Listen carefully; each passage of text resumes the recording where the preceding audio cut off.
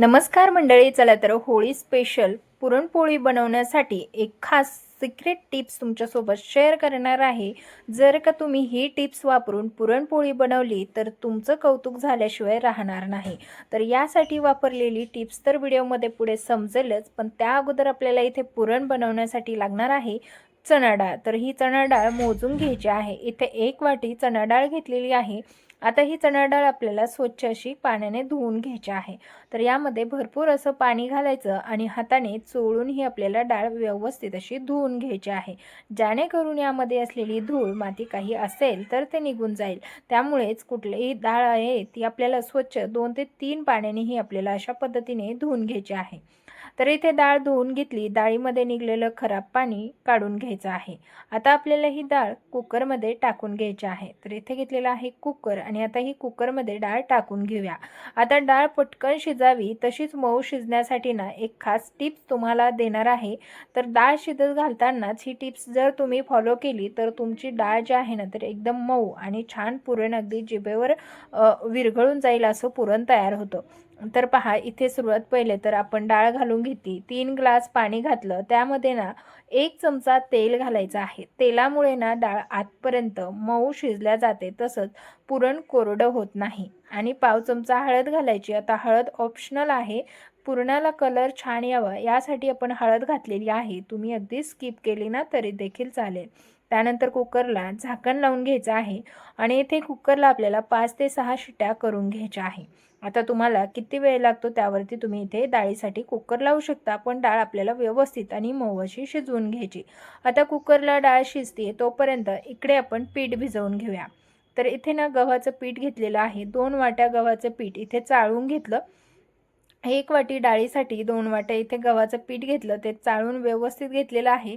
त्यानंतर त्यामध्ये घालायचं आहे पाव चमचा हळद, चवीनुसार मीठ। हे चवीनुसार मीठ आणि हे हळद आपल्याला या पिठामध्ये व्यवस्थित असे मिक्स करून घ्यायचे आहे अगोदरच, आणि त्यानंतर थोडं थोडं पाणी घालून आपल्याला हे पीठ मळून घ्यायचं आहे।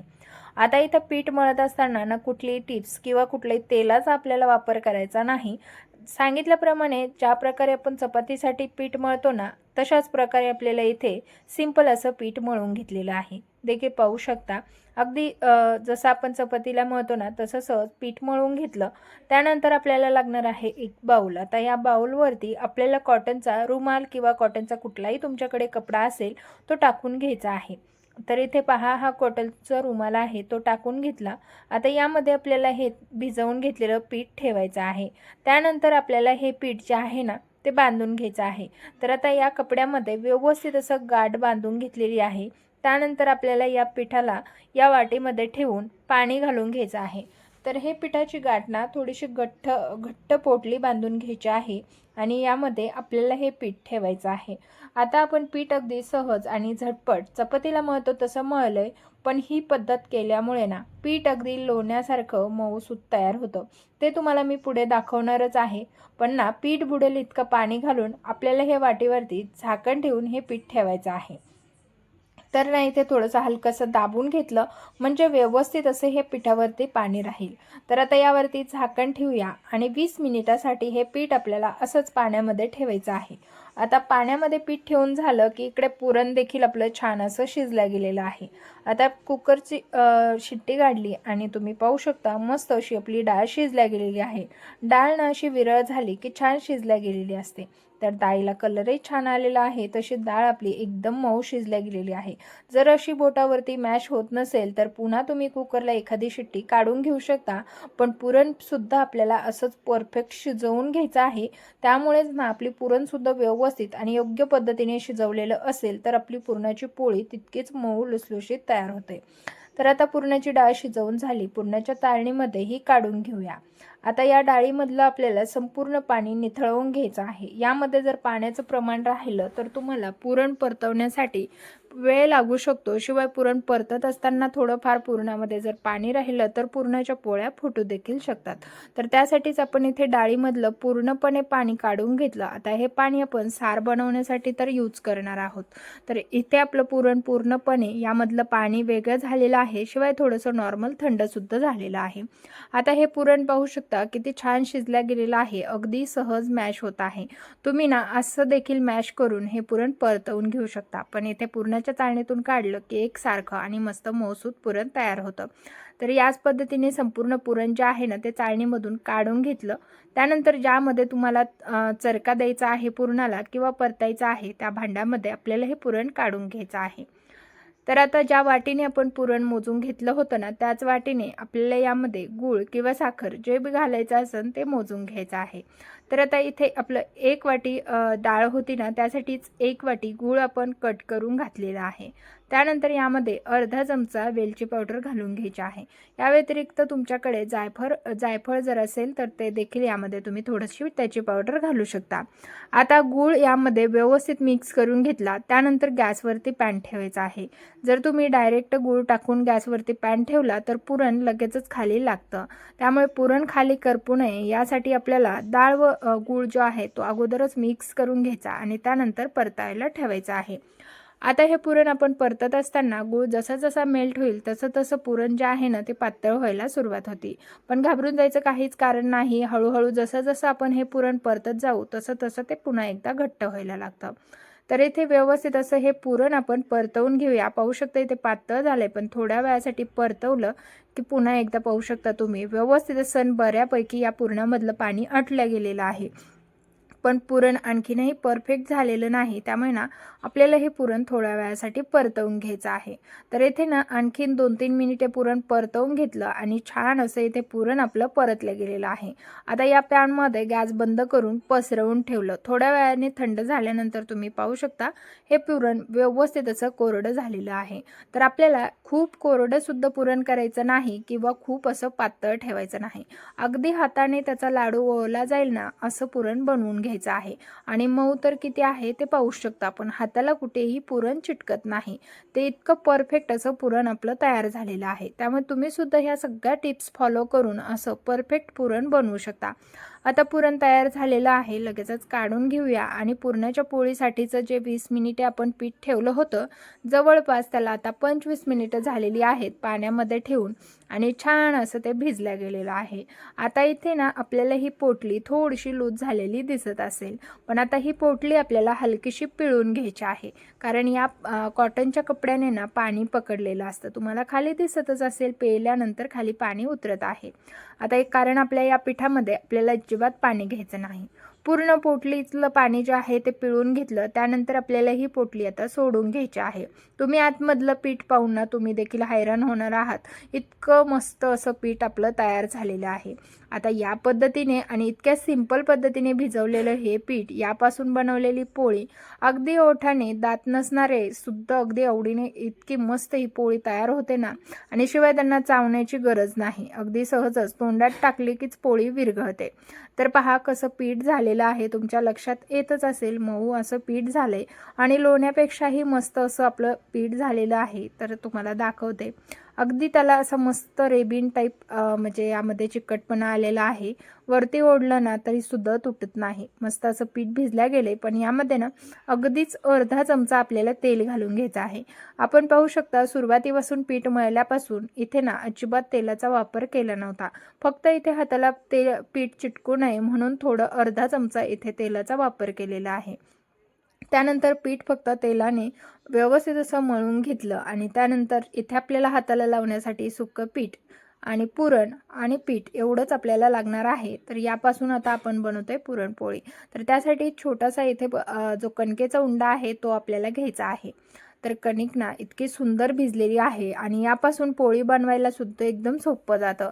तर कणकेचा उंडा छोटा आणि पुरणाचा मोठा असं प्रमाण मी इथे घेतलेलं आहे. तुम्ही अगदी कणिक व पुरण इक्वल घेतलं ना तरी सुद्धा चालेल. आता हे कणकेचा उंडा आपल्याला पिठामध्ये डीप करून त्याची वाटी तयार करून घ्यायची आहे. तर इथे अशा पद्धतीने वाटी तयार करून घेतली आणि त्यानंतर यामध्ये पुरण ठेवून घ्यायचं आहे. आता अंगठ्याच्या सहाय्याने पुरण आतमध्ये ढकलत पूर्णपणे बंद करून घेतलं। वरती एक्स्ट्राचं पीठ जे आहे ते तोडून घ्यायचं आणि हे गोळा बंद करून घ्यायचा। आता गोळा बंद झाला की पुन्हा एकदा सुक्या पिठामध्ये बुडवून घ्यायचा आहे। आता पोळीना कडेपर्यंत फुगण्यासाठी इथे एक टिप्स तुम्हाला सांगते। पुरणाची पोळीचा उंडा डायरेक्ट लाटायला घ्यायचा नाही, हातावरती थोडंसं एकसारखं हे पुरण आपल्याला पसरवून घ्यायचं आहे।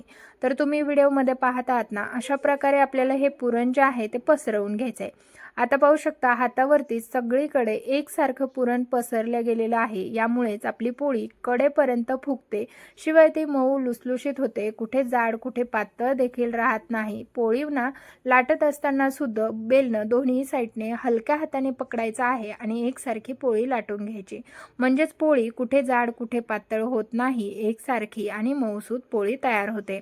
तर अशा पद्धतीने ही पोळी लाटून घ्यायची आहे। शिवाय पोळी लाटत असताना ना अलटून पलटून पोळी लाटायची, म्हणजे दोन्ही साईडने एकसारखी फुगल्या जाते। तर आपण अशाच पद्धतीने इथे ही पोळी लाटून घेतलेली आहे। पाहू शकता तुम्हाला एक पोळी पूर्णतः लाटून दाखवलेली आहे, जेणेकरून तुम्ही देखील अशा पद्धतीने पहिल्या प्रयत्नात परफेक्ट अशी पुरणपोळी बनवून घेऊ शकता। इथे पहा थोडंसं ना जे आपल्या बेलणं आहे त्याला चिटकत होतं, त्यामुळे ना थोडंसं सुकं पीठ यावरती भुरभुरून घेतलं दोन्ही साईडने आणि पुन्हा एकदा ही पोळी काठांपर्यंत लाटून घेते। तर आहे ना इथे आपल्याला पुरणाची पोळी लाटत असताना खूप बेलणं जोराने यावरती फिरवायचं नाही, अगदी हलक्या हाताने बेलणं धरायचं आहे आणि फिरवायचं आहे, म्हणजे ना पोळी आपली फुटतही नाही, पातळ होते आणि एकसारखी होते। आणि जर तुम्ही तेच बेलणं खूप जाड हाताने जर लाटलं ना तर कुठे कुठे पोळी जाड देखील होते। तर पुरणाची पोळी आपली मस्त अशी लाटून झालेली आहे, अगदी ट्रान्सपरंट तुम्हाला पुरण त्यामधलं दिसत असेल, इतकी पातळ आपण इथे पुरणाची पोळी तयार करून घेतलेली आहे। पण हीच पुरणाची पोळी अजिबात फुटणार नाही। तर लगेचच इकडे तवा गरम करून घेतला होता, त्यावरती ही पोळी टाकून घेऊया। खालच्या साईडने थोडेसे बुडबुड्या आल्या की आपल्याला ही पोळी पलटवून घ्यायची आहे। तर पहा इथे ना सुरुवातीला तवा खूप गरम नव्हता, त्यामुळे ना लगेचच आपल्या जे पोळीला आहे ते डाग नाही पडलेले, पण आता पाहू शकता पोळी अगदी कडेपर्यंत फुगली जाते। आता याला तुम्हाला तूप लावायचं, तेल लावायचं, काय लावायचं तुम्ही लावू शकता। इथे मी ना साजूक तूप लावून घेतलेलं आहे आणि पोळीला अशा पद्धतीने तूप लावायचं। खूप जास्त पोळी भाजल्यानंतर जर तूप किंवा तेल लावलं ना तर पोळी खूपच कडक होते, त्यामुळे ना हलकीशी पोळी भाजली की त्याला तेल किंवा तूप तुम्हाला जे लावायचं आहे ते लगेचच लावून घ्यायचं। आता तवा छान तापला गेलेला आहे, त्यामुळे खालच्या साईडने मस्त अशी पोळी भाजल्या गेली, त्यावरती देखील तूप टाकून अशा पद्धतीने लावून घ्यायचं। तुपामुळे पोळी खरंच खूप छान लागते खाण्यासाठी। तर मस्त अशी दोन्ही साईडने आपल्याला ही पुरणाची पोळी भाजून घ्यायची आहे आणि पुरणाची पोळी तुम्ही पाहू शकता सगळं तुमच्या समोर आहे, अगदी कडेपर्यंत फुगलेली आहे आणि मऊ लुसलुशीत सुद्धा तितकीच झालेली आहे। तर याच पद्धतीने आपण संपूर्ण पुरणपोळ्या बनवून घेऊया। तर संपूर्ण पुरणपोळ्या याच पद्धतीने बनवून घेणार आहे। तुम्हाला आणखीन एक पुरणपोळी भाजून दाखवते। सगळ्या पुरणपोळ्या सेमच पद्धतीने फुगलेल्या आहेत, एकही पुरणपोळी फुगली नाही असं झालं नाही। त्यामुळे ना उद्याच्या होळीला तुम्ही देखील या पद्धतीने पुरणपोळी नक्की बनवून पहा आणि तुमची पुरणपोळी कशी झालती मला या व्हिडिओच्या खाली येऊन कमेंट करून सांगायला मात्र विसरू नका। तर दुसरी पोळी देखील छानशी फुगल्या गेलेली आहे। पाहू शकता ही पोळी तर अगदीच फुटेल की काय इतकी फुगल्या गेलेली आहे आणि पाहू शकता दोन्ही साईडने फुगले गेलेली आहे, अगदी हाताला वाफ लागू शकते, त्यामुळे इथे पलटवताना लक्ष द्यायचं आहे। तर मस्त अशा पुरणपोळ्या तयार होतात आणि या पद्धतीने पीठ भिजवल्यामुळे ना खरंच खूप सुंदर अशा पुरणपोळ्या आपल्या तयार झालेल्या आहेत। शब्दांमध्ये सांगू शकत नाही इतक्या मस्त पुरणपोळ्या इथे आपल्या तयार झालेल्या आहेत। पोळ्या तर तुम्ही बघितल्या, आता ताट बनवून घेऊया। तर मस्त अशा तुम्ही तर खाऊ शकत नाही, तुम्ही या पोळ्या घरी बनवा आणि हो न विसरता मला या व्हिडिओच्या खाली येऊन कमेंट करून नक्कीच सांगा की तुमच्या पोळ्या देखील अशाच मऊ लुसलुशीत झाल्या होत्या की नाही। तर खरंच खूप सुंदर अशा पोळ्या झालेल्या आहेत, त्यामुळे तुम्हाला नक्कीच ही रेसिपी आवडली असेल। रेसिपी जर आवडली असेल तर तुमच्या परिवारासोबत जास्तीत जास्त शेअर करा आणि चॅनलवरती जर तुम्ही पहिल्यांदा आला असाल तर आपल्या चॅनलला नक्की सबस्क्राईब करा आणि बेल आयकनला ऑन करा, म्हणजे पुढील येणाऱ्या रेसिपीचे नोटिफिकेशन तुम्हाला सर्वात पहिले मिळेल। तर इथे एक पोळी तुम्हाला तोडून दाखवते, जेणेकरून तुम्हालाही अंदाज येईल की पोळी किती मऊसूत झालेली आहे। तर पोळी खरंच ओठाने खाता येईल ना अशी पोळी झालेली आहे बरं का. आणि आपण पुरण तर भरभरून घातलेलं आहे तरीसुद्धा आपली पोळी फुटली नाही, कारण आपण आज जे पीठ मळलं होतं ते मळलं होतं एका सिक्रेट पद्धतीने. चला तर भेटूया अशाच नवीन आणि इंटरेस्टिंग रेसिपीसह. तोपर्यंत धन्यवाद.